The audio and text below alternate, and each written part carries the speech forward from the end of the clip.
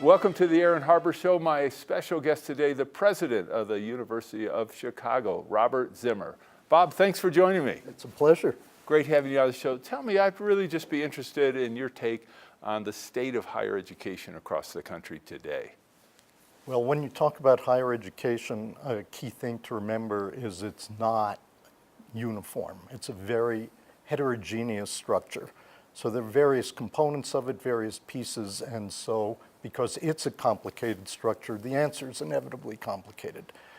So let me just give you a few things that one might apply to the system in general, although applied to each particular case may not apply. First thing I would say is that this remains the greatest higher educational structure in the world. So there's an enormous amount of power in this structure, an enormous amount of capacity for developing ideas of import to mankind and developing the capacity of students to alter the trajectory of their families and do wonderful things in their future. So that's the good news. There are significant problems, of course, and I've mentioned three, just briefly. The first is questions about free expression and open discourse. To my mind, this is core toward delivering good education, and it's core toward creating a research environment that's going to produce the most powerful ideas. And there are various ways that this is being challenged, to my mind, quite inappropriately. Second issue is access. And this is, again, a very complicated issue, and it applies very differently to different institutions who have different financial capacities for dealing with it. But the question of how students from all financial family backgrounds are going to have access to good higher education is a problem because of the cost, and how we as a nation are dealing with this is a problem. And the third issue is actually the whole issue around immigration. And without particularly wishing to comment on the immigration issue as a whole, higher education at the highest level in particular has benefited from attracting the most original people from all over the world. And a very simple illustration of this is if you just look at the Americans who have won the Nobel Prize in the three science fields in which it's awarded, physics, chemistry, and medicine, just since the year 2000. There's 85 of them. And about 39% were born outside the United States, but came to make their life in the United States. So this is just a simple indication of how powerful the ability to attract people from around the world has been. And that needs to carry forward if we are going to remain the most powerful higher education system in the world. And certainly we have an extraordinary number of foreign students who come to the United States, unlike any other country in the world. We do, but what's happening is that many countries are seeing this as an opportunity, and many countries are realizing that there are talented, highly talented people all over the world, and that they want to attract highly talented people. So while we have a long-standing tradition in this and a long-standing comparative advantage in this, other countries have noticed how important this is, and in fact are seeking to move in that direction. Well, the competition will be good for everybody. Competition is good for everybody, but one shouldn't walk away from the playing field. Or the advantage one has. Tell me a little bit about the challenges financially between the elite and non-elite institutions in terms of private institutions. And you mentioned in terms of the higher education field, its diversity. And of course, you have community colleges, you have four-year private colleges, you have public institutions as well. I mean, you have a whole range of private and public institutions. Just looking at the elite four-year colleges, and as you go down the list, there seems to be a real gap where the schools like Chicago or Harvard or Yale or Princeton or Stanford are attracting people regardless of the cost. Other institutions that actually have similar annual costs for students are really struggling to attract students. Yeah, so I think the key thing is that the elite colleges and universities, as you've described them, have a policy of being need blind. And what that means is they admit students without looking at their financial capacity and then create a financial aid package that enables them to come. So if you look at the institutions you mentioned, University of Chicago, Harvard, Yale, Stanford, and so on, people do not decline admission to these institutions because they can't afford to go, because the schools make it possible for them to go. The reason we're able to do this is because of the commitment and generosity of our alumni, both past and present. It's really as simple as that. And this is quite a remarkable thing. So we are the beneficiaries, as are these other institutions, of a remarkably committed alumni body. Now, the big problem for the country is when you look at state support for state public institutions. State universities, in many ways, have been the backbone of the country. And why do I say that? Because 75% of the students who are enrolled in a higher education institution are enrolled in a public institution. Those can be big public state universities, they can be community colleges, but the public educational institutions just carry an enormous weight for the country in terms of higher education. And as we know, some of these institutions are absolutely outstanding. And it's interesting that they were created actually by virtue of the Morrill Act, which was passed in the middle of the Civil War, greatest single crisis in the country, and there was the foresight to create a system whereby states would be generating state universities. Now, the difficulty with state universities, which is not a difficulty with the universities themselves, but with the support they're receiving, is that in real terms, and even in nominal terms in many cases, state support for these state institutions has been declining for decades. And this is because as states are stressed economically with issues around various sorts of healthcare matters, pensions, set of entitlements, that they're making choice to spend money there and not on their state institutions. Yeah, that's certainly a national problem. Well, we're going to take a quick break. We will be back with the president of the University of Chicago, Robert Zimmer, in just a moment.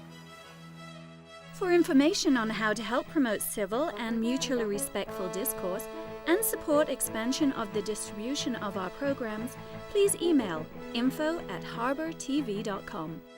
I'm Aaron Harber, host of The Aaron Harber Show. You can follow the show on Twitter for instant notification of new episodes, live event invitations, outtakes, and behind-the-scene photos. And tweet us your topic and guest suggestions today. The Rex Howell Broadcaster of the Year Award recognizes an individual who, through leadership, skill, and dedication, is advancing the broadcast industry in our state and our nation. Tonight, we honor Aaron Harber. Aaron has worked extensively in the media as a host, producer, political and economic commentator, and columnist. Today, the Aaron Harber Show is the focus of his media involvement. Aaron, it is a privilege to present you with the Rex Howell Broadcaster of the Year Award. Congratulations.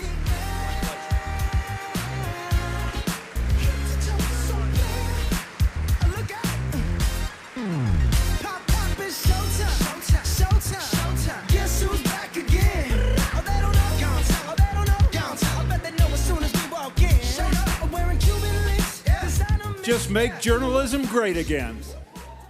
The Aaron Harber Show may be viewed 24/7 at no charge from any location in the world at harbortv.com. Welcome back to the show. I'm with Robert Zimmer, the president of the University of Chicago. So let's talk about some of the financial aspects that you mentioned and in terms of access. First of all, I mean, there's one argument that because of the plethora of student loans and the availability of money, that a lot of institutions actually kind of took it easy, spent a lot more money than they should, knowing that budgetarily, well, you know, students can borrow the money, so if we raise tuition, it's not that big a deal. A couple questions. One, do you think that effect actually happened in a number of higher education institutions? Number two, right now student debt is around about $1.25 trillion. And I think besides mortgage debt is the highest amount, it's actually more than credit card debt in the country. How do we address that challenge? Because right now, if you have student debt, you can't declare bankruptcy and get out of that debt, certainly not easily. And then what can we do to give students better access to schools across the country? And in your case, I know that University of Chicago has embarked on a number of programs where it's in terms of access, you're really making it very easy for students to attend.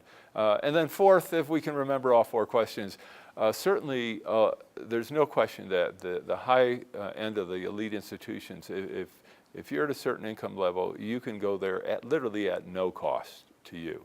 But a lot of students, I think, still don't know that. And I'd be curious if you think, you know, what's the gap of knowledge between high school kids who may want to go to Chicago, but don't realize that, oh, because of my income situation, I can't afford to go. They think they can't, and so they don't apply in the first place. So tackle any four of those, and don't ask me to repeat them. Yeah, okay, so the first question is whether universities are kind of just jacking up tuition because they think there's money out there. I think the answer to that is no. I don't think that's been what's happening. The question as to whether universities can be more efficient in the use of their resources, I think that's the answer to that is yes. I mean, they're generally speaking, there's always places to be more efficient. One constantly looks for them.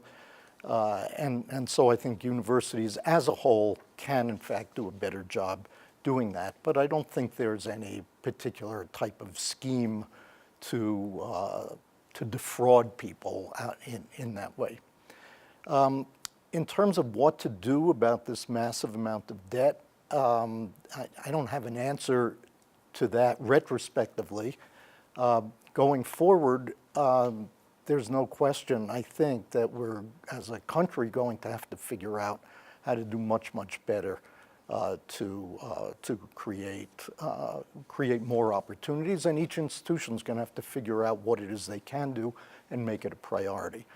Your last question about the gap in knowledge, I think, is a very serious question and one we've been taking very seriously. And I think a number of institutions recognize that it's one thing to have these need-blind policies, and it's another thing to have students in financially disadvantaged environments recognizing that this is a possibility. Do their parents know? Do they know? Does their high school counselor know? In many cases, the answer is no. They don't actually appreciate this. And we've been kind of working hard in many, many ways to actually address this and push this type of information out and give people the realization they can aspire to attend the University of Chicago and, in fact, of course, a number of the other institutions you mentioned. So, and you mentioned need blind, of course. What you're talking about is an admission decision based on the merit of the applicant, the merits of the applicant. In the past, and still, many institutions not only look at your academic and extracurricular record, but look at your financial situation, because they have to figure out, can we, how much can we afford to spend this year or give, and we need students who can pay full tuition, et cetera. So there are many, certainly in the past, almost all institutions took a look at a student and his or her parents' financial situation to assess, can they afford our institution, and that was part of the admissions decision And now that is not certainly in the University of Chicago. And I think a lot of schools have really moved towards a needs blind approach, saying we're going to try to admit everyone who deserves to be here, regardless of their financial circumstances. Yeah, there are about 30 institutions in the country now doing that. About half of them research universities like the University of Chicago, and half of them liberal arts colleges. But they educate altogether about 1.5% of the people who are attending higher education. So when one looks at the access problem, it's ironic that the most elite places, and arguably as institutions among the wealthiest institutions, are actually doing their part to deal with the access problem. And it's the public as a whole, by not essentially giving direction to their state legislatures, that is backing away from higher education being supported as a public good. Tell me about the University of Chicago's no barriers policy. Right, so we have been involved starting about 10 years ago when we received an anonymous $100 million gift from an alum. And we started what was the Odyssey program, which was to eliminate all loans for families from the lowest income. Mostly because for upper middle class people are used to borrowing money, and if your family income is very low, borrowing money can be a somewhat disturbing thing. So we started there, and over the last 10 years, we've been sort of building one thing after another, because we recognized that that's not the only barrier for students. It's not the only barrier for them taking full advantage of being in the university. It's not the only barrier for them imagining they can come. So I'll just give you two examples of things we're doing. One is to take students who have been in an environment where they're kind of terrific students, but it's not been a competitive environment for them because they were so good. And we bring them to campus the summer before to give them extra time to develop their skills in a different sort of environment. And the other example is guaranteeing paid, meaningful internships over the summer to students. Because again, if you come from certain social strata, your parents can help you get a meaningful internship. If you come from other situations, maybe you'll get a job, but it won't really help advance you. So those are just some examples, but we keep finding more things like that, and we keep trying to address them. Well, there's always more to do. There's always more to do. All right, we're going to take a brief break, and we'll be right back to wrap up with Bob Zimmer. For information on how to help promote civil and mutually respectful discourse and support expansion of the distribution of our programs, please email info@harbertv.com. I'm Aaron Harber, host of The Aaron Harber Show. Find us on Facebook to get all the latest updates, see behind-the-scene photos, and make comments and ask me questions. You can see episodes before their TV broadcast, so like the show today. The Rex Howell Broadcaster of the Year Award recognizes an individual who, through leadership, skill, and dedication, is advancing the broadcast industry in our state and our nation. Tonight, we honor Aaron Harber. Aaron has worked extensively in the media as a host, producer, political and economic commentator, and columnist. Today, the Aaron Harber Show is the focus of his media involvement. Aaron, it is a privilege to present you with the Rex Howell Broadcaster of the Year Award. Congratulations.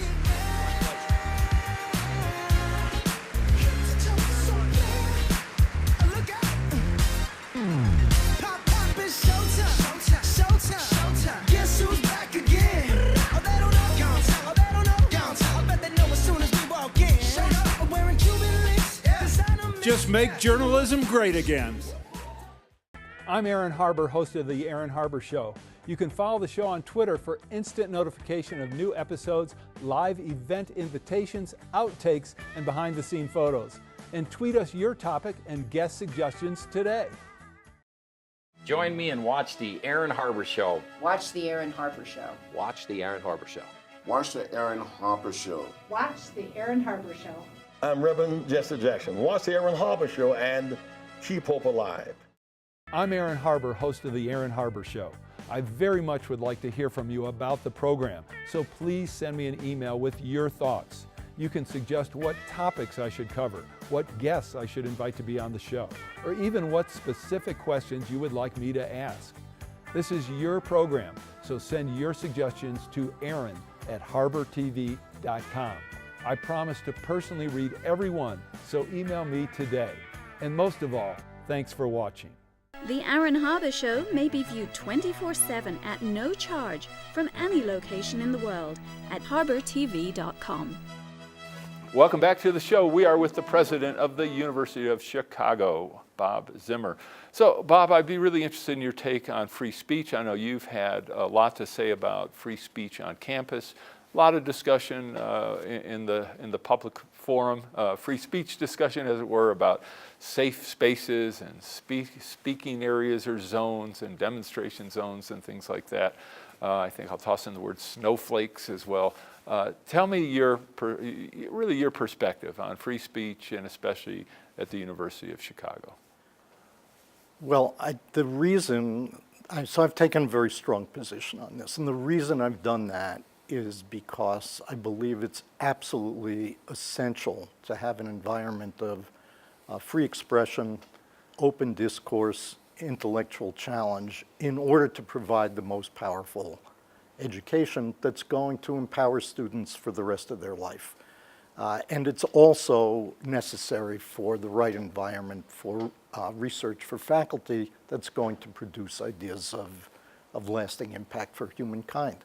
So if you look at the simple missions of what is a university about, free expression, open discourse, intellectual challenge are intrinsic to doing a good job at these things.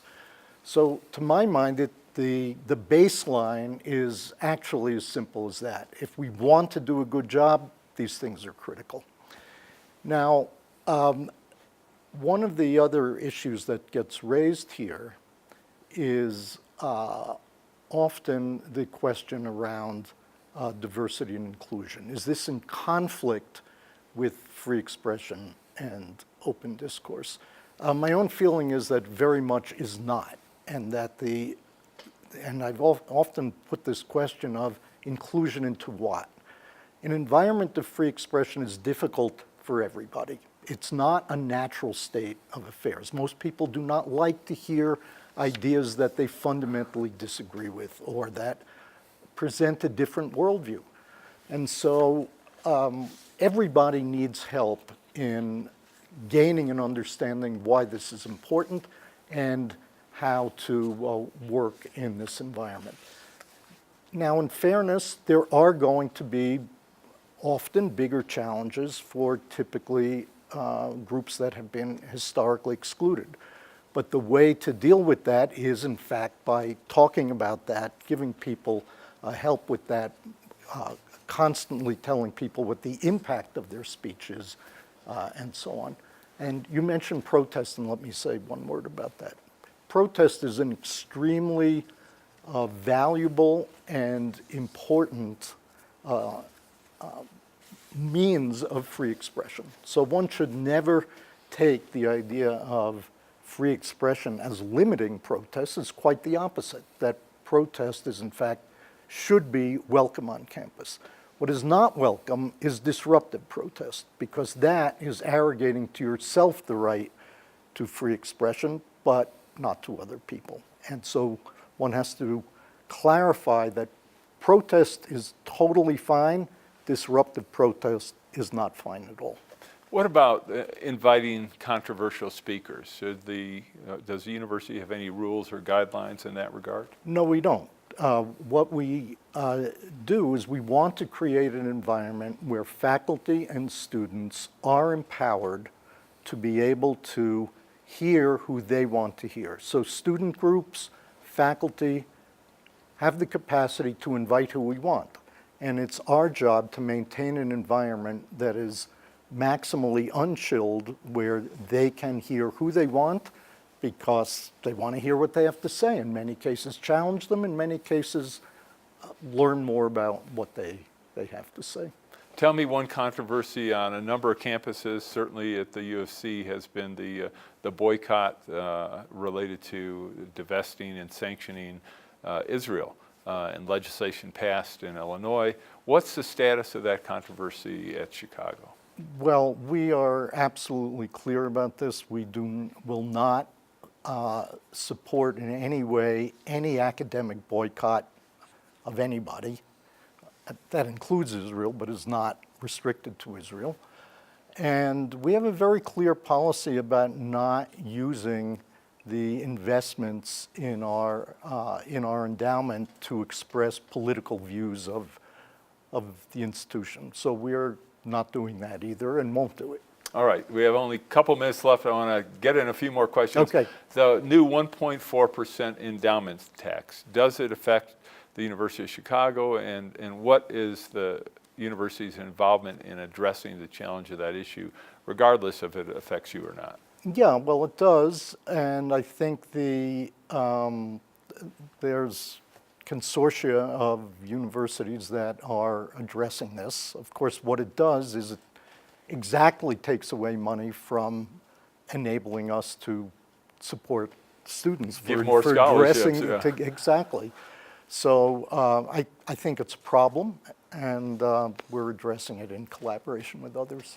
How about civic education? I mean, especially given a lot of events in recent years, there seems to be a concern on the part of a number of people that young people today coming out of high school don't really know that much about their government or the United States of America. Does the university attempt to address that in any way? What I'd say is we attempt to address it in a very contextual way. So we have very clear core program of addressing fundamental issues, let me say, like human being and citizen is a very interesting one, where you have an individual, and how does an individual live? You have citizenship in a country or a city or a state, and those are sometimes in tension. How does one think about that? What's the history of how it's been thought about from classical times through how the United States evolved, and also how others evolved?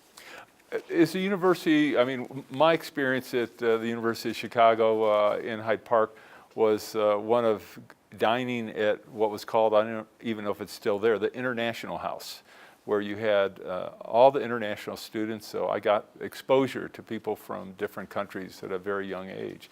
We talked about the role of international students, but with the administration's policies, is the University of Chicago attempting to get more international students, or just hold on kind of to the flow, the pipeline that you have? No, we've been systematically increasing the number of international students in the college.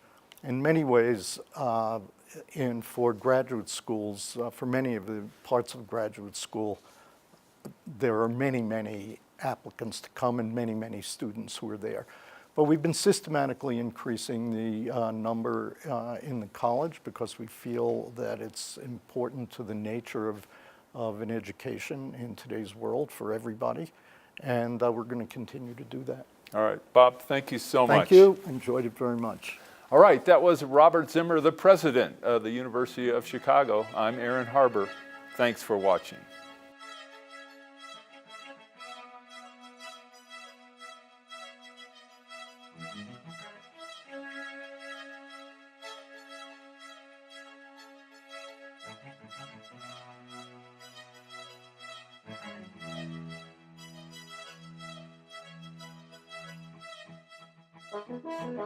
Please contact us. We want to hear from you.